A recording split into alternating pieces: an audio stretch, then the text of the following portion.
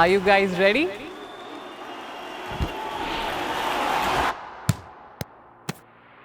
Yeah, let's do this.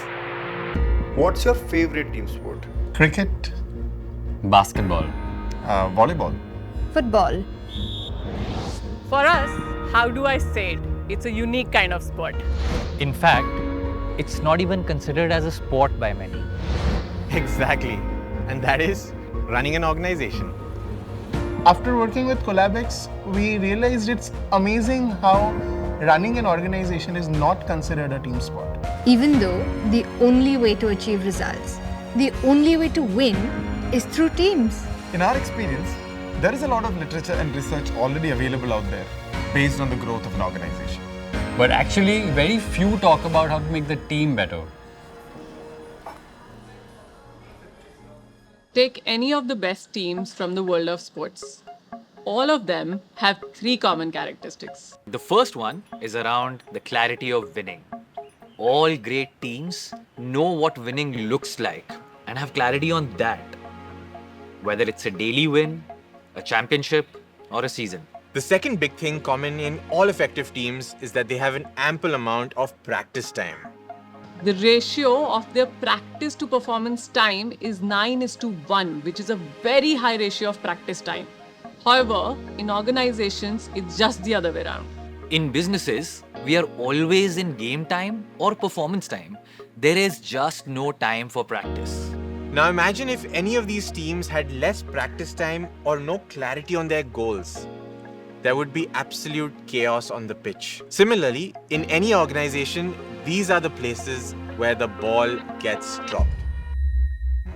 The bigger issue that we were facing was that our leadership team was working in silos, and that led to dropping the ball when it came to execution. We had great ideas, but when it came to kind of putting them through execution, the leadership team was working towards their own team success versus the organization success.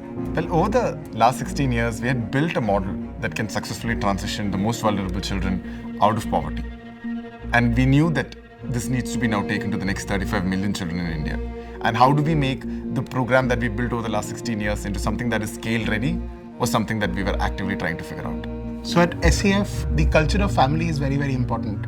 And there was this tension between that culture of family and building accountability within the team.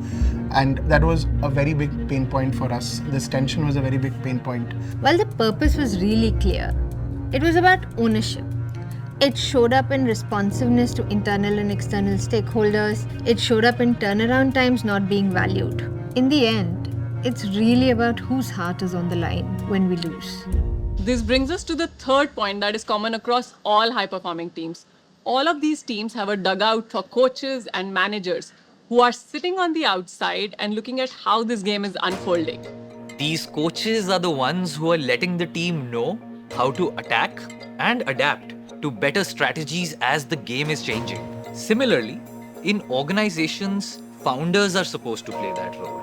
But most of the time, they are also busy firefighting on the field. That's where we come in.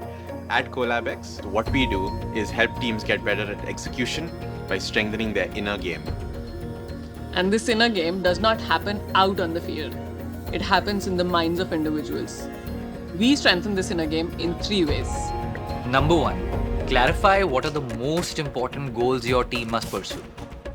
Number two, help you put in place the right systems and culture to achieve those goals. And finally, number three, be your running mate. Sit in the dugout and help you make sense of the unfolding game. So one of the first things they helped us with was the socks and shoes, helping us with the day-to-day rituals, what it actually takes to run a great team are those non-glamorous things like trackers, checklists, what goes into a check-in, and Collabex helped us master that. Working with Collabex was great. One of the first things that they did was brought the team together and give us clarity on what does winning really look like. And once that happened, the next important skill set was how to take decisions and move fast. And that was something that we were able to learn through the weekly rondos that we had and the weekly calls, where a lot of interesting tools on how to take decisions Kenuk got introduced. Soon I started noticing the same decision-making tools being used all across the organization and not just in our meetings. And how that organically just shifted from our meetings to the rest of the organization was almost like a miracle to me.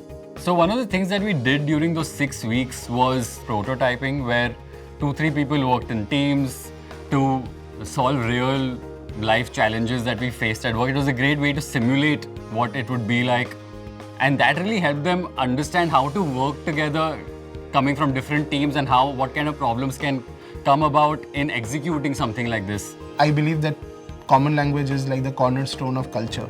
And I think CollabX came in and helped us build this common language around, the inner game, the outer game, the goals that we were using, OKRs. What that meant was when we were opening someone else's goal sheet, we knew what they were doing. We could understand the language of the work. And when that happens in a team, when you know you're not waiting to be told what to do, that is magic, right? That is where like running an organization feels magical. So yeah, I think that happened.